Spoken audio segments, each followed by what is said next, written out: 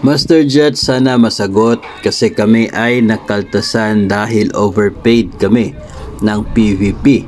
Di ba po, ang teacher dapat ay may 60 days vacation. So, ganito po yon case. Pagdating po sa mga guro, no, ang tinatawag pong bakasyon na ito during Christmas vacation and dito po sa long school break, yung pagitan ng dalawang school year, ang sahod po na tinatanggap ng mga guro during that time ay dito po tinatawag na PVP or Proportional Vacation Pay, which is dependent po sa inyong actual service within the school year. No, so kung kompleto po kayo ay in service from the start of the school year hanggang sa katapusan ng school year, then you are eligible for the full payment during that vacation, no, during that Christmas vacation, during that long school break. Dapat buo yung sahod ninyo during that time if buo rin ang inyong naging serbisyo from the start until the end of the school year. Ngayon, kung hindi po buo dahil meron kayong mga leave of absence without pay during that period, no, ang mangyayari niyan ay mababawasan ang inyong makukuha na sahod for that vacation period. Bakit po? Kasi yun nga, proportional siya, no, para siyang vacation pay which is dependent or proportionate to your actual service. No, so kung kulang yung inyong serbisyo, then kulang din yung proportion niya ng vacation pay na matatanggap ng mga guro.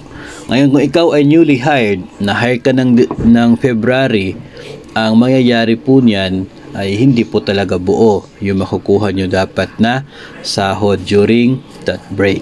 Kung nabigyan kayo ng buong sahod during that break, then ibig sabihin sobra yung naibayad sa inyo, no, nabigyan kayo ng sahod kahit hindi na kayo eligible sa sahod na yan, then it means na kukuliktahin talaga yan at ibabawas from your current salary as a PVP overpayment deduction.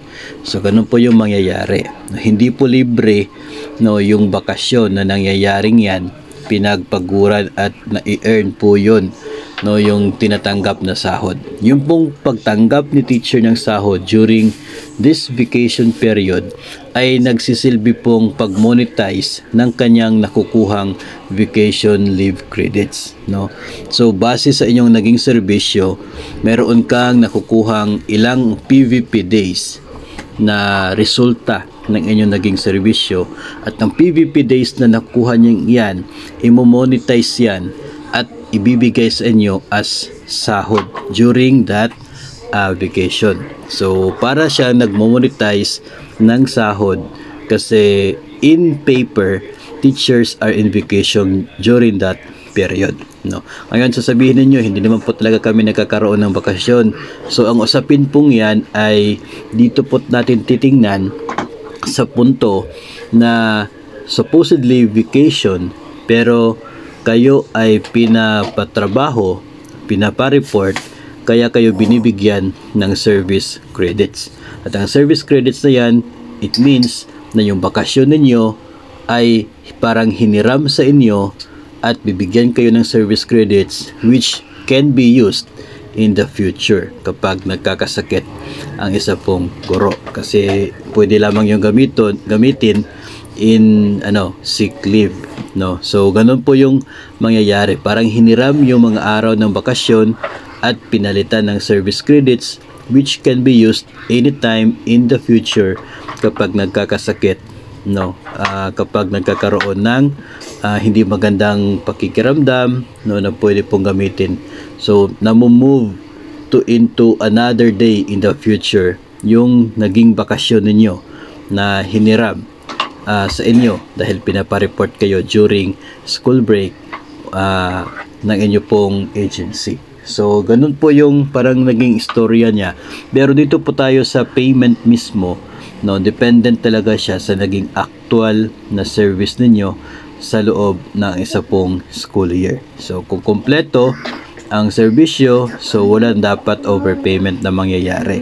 Pero kung hindi po kompleto yung service for the entire school year, then nabigyan kayo ng kompletong sahod, kaya po nagkakaroon ng overpayment na deduction kasi kinukulikta po na muli o binabawi yung nasobra na naibigay sa inyo.